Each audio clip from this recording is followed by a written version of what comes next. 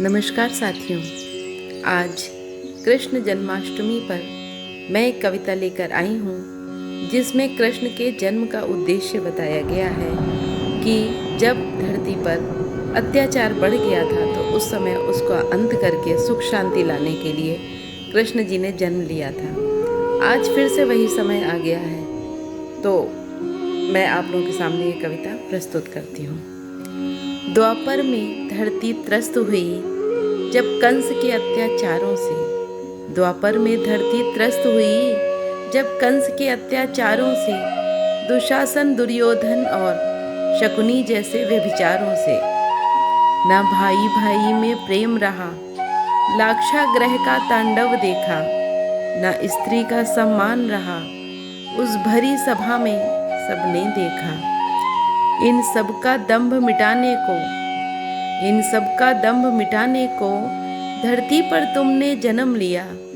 माता देवकी को तो क्या, माँ यशोदा को भी सम्मान दिया। बचपन से लेकर के तुमने कितने दुष्टों का संहार किया। थी प्रीत भरी सबके मन में और राग द्वेष का नाश किया। गोपियाँ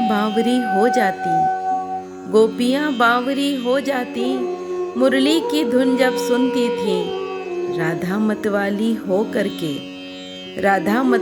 हो करके बस प्रेम के धागे बुनती थी।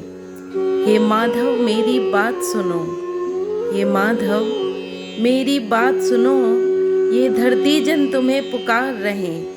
ये माधव मेरी बात सुनो, ये धरती जन तुम्हें पुकार रहे। जो छद्म वेश में बैठे हैं, देखो कैसे फुफकार रहे।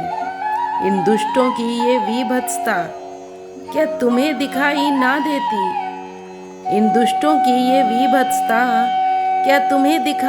देती? इन बहु बेटियों की चीत्कारें क्या तुम्हें सुनाई ना देती? हे केशव इस धरती पर अब तुम्हें जन्म लेना होगा। इन दुष्टों का तो नाश तुम्हें कलयुग में भी करना होगा।